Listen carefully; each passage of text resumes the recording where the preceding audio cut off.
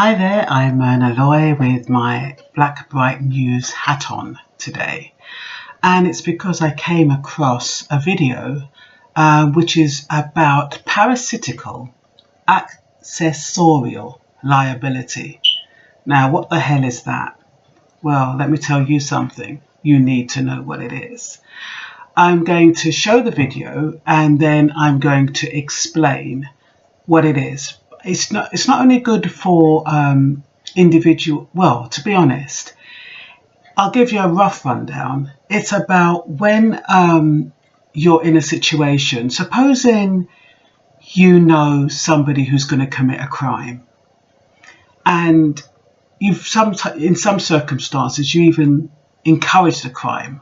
You'll kind of say, okay, get on with it, yeah, let's do it. Whether or not you were a part of the crime, you can now be charged as though you committed the crime. This is very important, especially for young people. So I'm going to show you the video and then I'm going to just make a few little comments at the end. Well, joint enterprise sounds like a business model. Yeah. And so that's why I've come across, because a lot of young people, if you say joint enterprise to them, they go, what are you talking about? But I honestly think that young people need to understand the implications of what joint enterprise is and how it can affect their lives. Because you just showed me, how many cases have you got here? Well, we are currently supporting over 800 prisoners. But it's probably a bit higher than that because you release people in the system. But probably about 70% of them are B.A.M.E. So it is definitely joint enterprise, definitely targets certain communities, is used on certain individuals or groups. I mean, the idea, the way you can get a collective criminalisation of a group is by using something called joint enterprise, or was.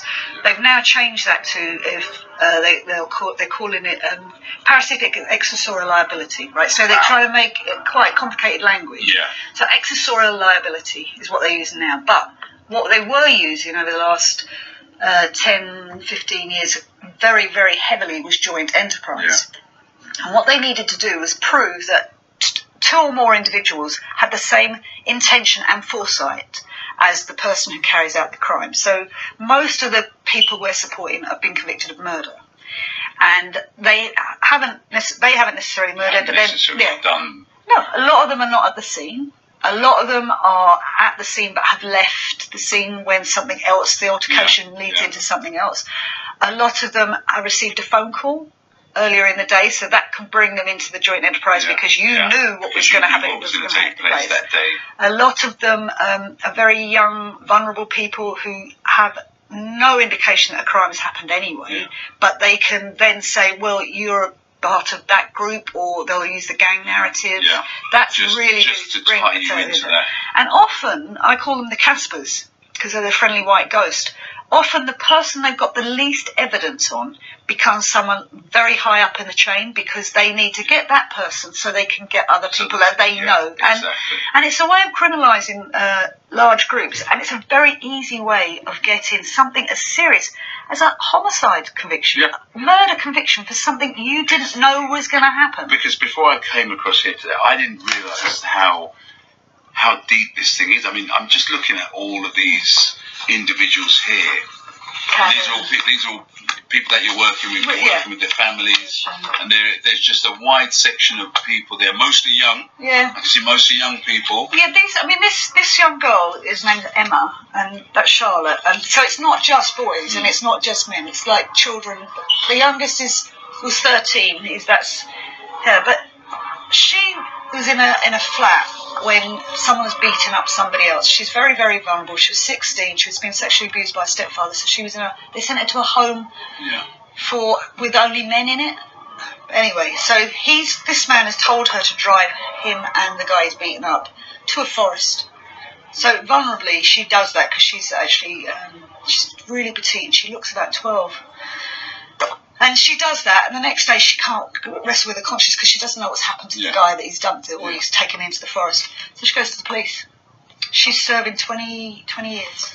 She goes to the police to do the right thing. So the thing where young people have got to be aware of, and I'm not going to say you be careful who you hang around with, because I wouldn't do that. I've got young sons. They choose their friends, and you always choose your friends wisely. But if you do get arrested under this spurious umbrella of a collective accessorial liability, and you know you're not guilty of the index offence, it's quite difficult, and I don't want to be the voice of doom, but it is quite difficult to get yourself out of it, because the police will use evidence like phones, cell site evidence. They will use anything, like if you've got a bandana. The main one you've got to be really careful of is if you've done a YouTube footage and you're going, get the feds, or making any kind of... It's all evidence. That is evidence. There's been 2 big cases, one in Moss Side and one again in London just recently. The prosecution have opened up on CCTV YouTube footage evidence. And actually shown that YouTube. And you might not be even in there. You've got guys in the dock that are not in the footage, but that doesn't matter, because all you're trying to tell this jury, who do not believe the CPS lie, who do not believe the police lie, is that you're part of that group because you know them.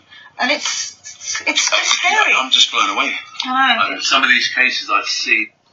Yeah, so not very good at all, is it? Especially for young people who don't know that even if they're just at the scene, they can be culpable. They mentioned the word B.A.M.E. And for those of you who are not from the UK, or even if you are in the UK, you may not know that that means black and minority ethnic. They use the acronyms B.A.M.E, B-A-M-E. So basically, all you need to be is in a gang or in a group or at a place where a crime is committed, and they can actually pull you in under this parasitical accessorial liability. So I find it difficult to say, God forbid anybody else finding it difficult on even remotely understanding what it is. Now, I'm going to give you an example. It happened in Jamaica. I was going to read it out, but I'll see if I can remember it. But it's Joji and Ruddock. And apparently there was a guy who went in, he murdered somebody, but they heard the guy outside saying, yeah, murder him, kill him. And even though the guy outside didn't actually commit the crime, he is doing exactly the same amount of time as the guy who committed the crime. So that's a very basic way of understanding how you can be brought, charges can be brought up against you, or you can do time even though you haven't committed the crime. And if you're in a place where a crime has been committed, and you know the people who have committed the crime, that is also accessorial liability. So it's about being in close proximity. You don't even have to be in close proximity, like the lady says. If you've made a phone call to one of the people who've committed the crime, if you've done a YouTube video, if you sent a text, anything that could associate you with a particular crime will come under that heading. So I hope I've made it clear. I don't think I've forgotten anything.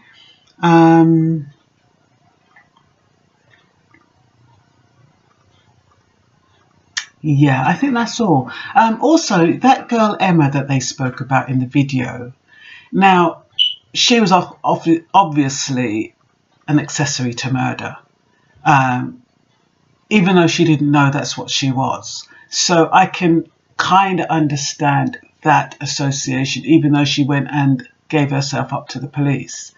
But I think that even if you know someone's going to do something, just that knowledge is enough. If you've shared it with anybody else, or if anybody can put you in that situation where they can say, oh, well, what's his name was there when I said it, that's enough. You can do time. And most of these are related to murder, so it's a lot of time you're going to do. So I hope you found that useful. Like I said, this is Myrna Loy. I don't just do love videos. I do anything that affects our community, I talk on. The only thing you might notice is that when I do talk about news and concern about the community, it'll have a different logo. Okay, so I hope you found this useful. And please share the information with others so they know, especially young people. Because young people tend to think, oh, look, I wasn't even there. How can they blame it on me? Pfft, that's not the case anymore. Okay then, bye-bye.